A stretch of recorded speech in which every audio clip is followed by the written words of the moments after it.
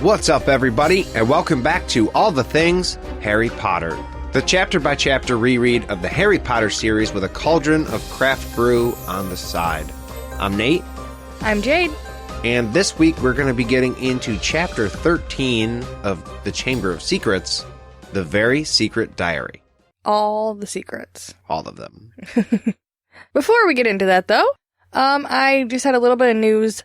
James and Chantel are not here with us this week. I was kind of hoping they were going to be, because I think that Chantel would be a little excited about my merry news.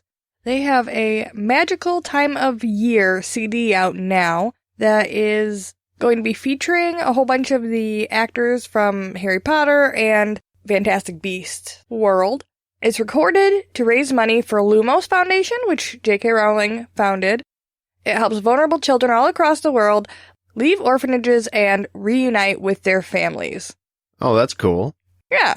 So there's going to be a whole bunch of, classic Christmas songs sang by the main characters from The Cursed Child. They have Nagini, Abernathy from Grindelwald, Jacob and Queenie, and a couple other people from Fantastic Beasts. And last but not least, we are going to get a snippet of Flitwick and Argus Filch singing on this CD. What do you think Filch sings? Filch actually sings White Christmas. That's not really a song I would picture Filch singing. I think he would sing about torture or something like that. Not Christmas. No, I don't think he would be a very happy person around the Christmas time. He doesn't seem like he has the holiday spirit. But remember, again, he's a different Filch in the movies. That's why Chantal likes him so much. He's got a little bit of weird mirth. That's true. So it'll be interesting. I'm going to make sure I tell her about this, and maybe I'll get it for her for Christmas. Oh, I'll bet she'd like that. But yeah, that's all I got.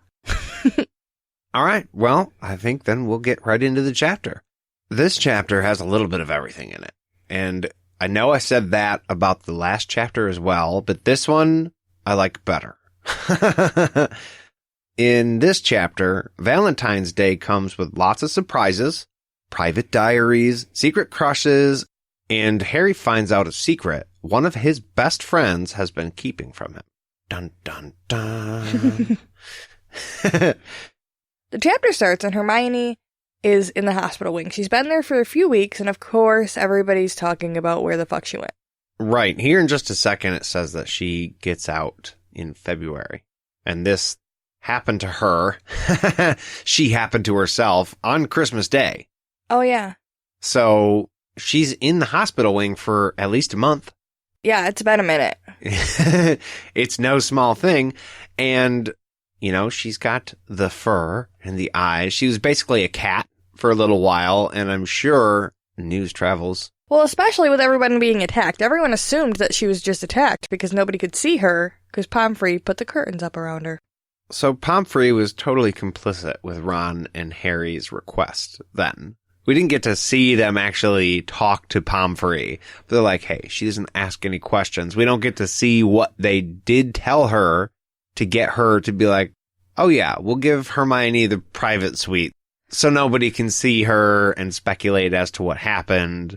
Well, it is interesting because of all the students in the entire school, I feel like the teachers and Dumbledore himself would probably take note of Hermione being out. And this is even without there being attacks all the time. I feel like they would notice, okay, best student in class is gone. I'm going to go figure out where she is and why she's so sick, why she's been gone for over a month. On top of the fact that there has been attacks. So I feel like the other teachers and Dumbledore had to know that she was in the hospital wing and had to have gone, what's going on? So either Pomfrey lied, or all the teachers in the entire school are turning a blind eye to this super severe thing that they did. Just completely negligent. Well, it's not like she's missing any school because of this, because Harry and Ron keep bringing her work. And Ron is like, I don't get why you're doing this shit. You should just heal and relax. And she's like, well, yeah, but I don't want to fucking get behind. And I mean, just a little thing like being a cat. And really, it doesn't say that she's in any pain. She's just furry. Yeah. So she might suffer from embarrassment, but I don't really see a need for her to be in the hospital wing recovering. No, I agree with you, and I think that thinking it was just a few weeks, you might be like, oh, she could just totally sit out of class. But no, it was a long fucking time. And I'm actually kind of surprised that some of the teachers didn't demand that she come back to class because her dumbass was the one that turned herself into a cat. Right. It was her own fault. And I mean, especially now that the hair on her face is gone and her eyes are turning brown, you're Harry. And I get it, but there's no reason that you can't go back to school. You might have a tail, but whatever. Yeah. And for sure, Snape would have been like, get that bitch back to my dungeon. Oh, yeah. He would have been the first to ask questions and start poking around in some shit. But yeah, so she's feeling better. She starts even asking if they've, like, hunted down more leads on the heir of Slytherin, which she's still recovering from the last time they did anything. It's super surprising that Hermione, of all people, was like, yeah, that last time kind of backfired on me, but, you figured anything else out? She doesn't give a fuck. She's hardcore. Yeah. Harry asks what's underneath Hermione's pillow, and he sees the corner of something yellow poking out, and Ron grabs it, and it turns out to be a card from who else but Gilderoy Lockhart. And it's mainly just him saying his titles, and then Pomfrey comes in, and they're like, all right, we're out. Yeah, deuces. So Snape has given them so much homework, they have no idea how they're going to finish it. So Harry and Ron head back to the common room, and on their way, they hear an angry outburst from Filch, one floor up.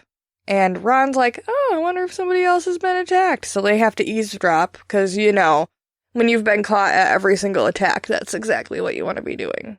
Yeah, you'd think you'd want to keep yourself as far away as possible from any of this shit going on. But they're a floor down in a castle built out of stone. These things aren't thin-walled, okay? This is a very, very thick wall that's several stories high. It would be almost impossible to hear anything on the floor above you, I feel like. I think it's implying that they are close to a stairwell, because it's an open floor plan, because it's a castle, and there's not a lot to absorb noise. I think it's implied that Filch is yelling, and they're, like, in the perfect place to hear him yelling, kind of. So they're nearby. Right. He's not just a floor up, and they're hearing him through the ceiling. Right. They're by a staircase or something. Well, that makes sense. When I read that, I was like, I don't think so, guys. Right. There's some modern houses that you can't hear anybody stomping their feet the floor above you now. I think a castle from the medieval times probably doesn't have that technology, but stone is like a couple feet thick per wall. So no, I think you're totally right. If they were in like if he was in classroom on top of them in a classroom below, I don't think they could have heard that. Okay. Yeah, that's all I was thinking. But again, either way, you don't fucking go towards the yelling. You go away. Right. And so, of course, they go towards the yelling. And Filch just said, fuck this. I'm not cleaning it up. Or at least now I have to clean this up. And he's pissed. But he walks away. Yeah. And Harry and Ron see the water. It's all over the floor. And of course, coming from Moaning Myrtle's bathroom. And now that Filch is gone, they can hear Moaning Myrtle crying.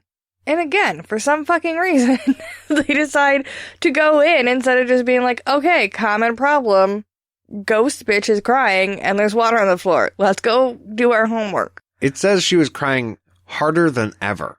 Why would you walk towards that? Like, I'm sorry, you're a ghost. But, you're a ghost. This is gonna go on for a really long time. Yeah. Stop it. And it's not Hermione. We know Hermione hasn't locked herself in the bathroom and is bawling her eyes out. So, yeah, I'm with you. Just leave it alone. Just turn around and walk away. And maybe that makes me a bit of a dick. I mean, I think if it was a living person, that might be true. But they have a whole bunch of actual real live girls in their class that they have to try and navigate. They shouldn't be fucking with the ghost bitches. Right. And so, not smartly. That's not smart of me. Harry asks her what's wrong, like an idiot. And she asks who it is and if they came back to throw more things at her.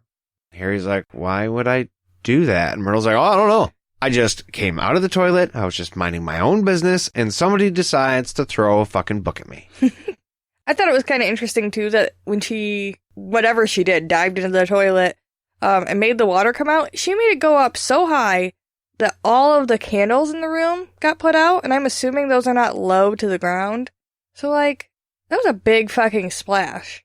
Yeah, it says she was in the U-bend. That's where she was when she came out and they threw the book at her. So was she in the pipes to begin with and came out to make the splash, or somebody threw the book at her and she jumped into the toilet and made the splash? I don't know. It's a little bit confusing, but either way, it was a big splash of gross water. Yes, definitely gross water. When I read this initially, I guess I thought she was already in the pipe and then somebody threw a book at her, but how could they throw a book at her if she was in the pipe? Maybe I just didn't pay enough attention to the details and I missed something here, but that's what it felt like to me. Like, it was a little confusing where everything was. No, I think you're right, and I think that she's being an irrational girl, like a 12-year-old. I think she was sitting in the U-bend and somebody flushed a book, so it hit her in the fucking head, and then she got mad about it. Now, that also has to be a pretty small book, or are we talking like porta potty where you hit the button and it opens up to 6 inches and it just drops straight in? Okay, I think it's a mixture of both. I think it's a small book, but I also think that this is 1980s in a medieval castle, and so the pipes there probably are pretty fucking huge just to not even fuck with it. Yeah, this isn't modern technology we're dealing with, is it? Yeah, they're probably giant holes being magicking the poop away eventually. I don't know. That could be, but it also has to be not a regular sized book, I would feel. No, I think you're right, because the only two things here, either somebody flushed this book down the toilet and they believed it was going to fit, okay? So it was definitely small enough. Or somebody chucked a book at a ghost and expected it to, like, not notice. I don't know. I feel like it was definitely not an on-purpose chucking. It was a flush. Now, stupid flush, because why would you go to that bathroom and flush it down that toilet when everybody knows that's Moaning Myrtle's toilet? Right. So it was probably just another stupid girl. This is just the place people go to do things that don't want to get caught doing things. Apparently, everybody... This is the spot. Everybody knows about it. Hey, you want to go smoke? You go to the second floor girls' bathroom. You light it up. So Harry, also like an idiot, asks her, well, it doesn't hurt. I mean, it just goes right through you. And Myrtle, of course, has a big fucking problem with this. He's like, oh yeah, no, let's just throw things at Myrtle just because she can't feel it. What a funny game. I don't think. That was weird. Yeah. I got a little Yoda vibe off of her. But it really fucking pisses her off. Yeah. Well, I mean, as it should. And I mean, I think it was kind of funny too. That's definitely more of a Ron quote than a Harry quote normally. Like, at least in the movies. Harry would not be the one to be pissing people off with a stupid comment. I think it actually is Ron's quote in the movie. Oh, that could very well be. That's probably why I feel that way. But no, Harry was the dumbass for once. So, I think Harry tries to get back on her good side just a little bit. And he's like, well, do you know who threw it at you? I'll help, solve the mystery. We don't have enough mysteries this year. I don't know. Right, and this is where she actually says, well, I was sitting in the U-bend thinking about death, and it fell through her head. So if she's in the U-bend, she's in the pipe. So it fell through her head means, yeah, somebody flushed it. And so she's probably just being irrational. It's a small, thin book with a shabby black cover, wet as everything else was. Harry went to pick it up, and Ron stops him. Okay. The book is out now, and it's wet as everything else, so it seems like, not that this is really that important, but it seems like she was in the U-bend, she got hit with it, she got pissed, came out. Causing a flood. Yeah, and then went back in because she was sad. And then she decided to hide for a little while. Yeah, until the boys got there. Could be. And then she came out when they came in. Yeah. I think we cracked that case. Done. Finished. So Cheers. Ron's like, don't fuck with the book. It could be dangerous. And Harry laughs. He's like, what? It's a book. And Ron's like, no, dude. My dad told me about some of the books that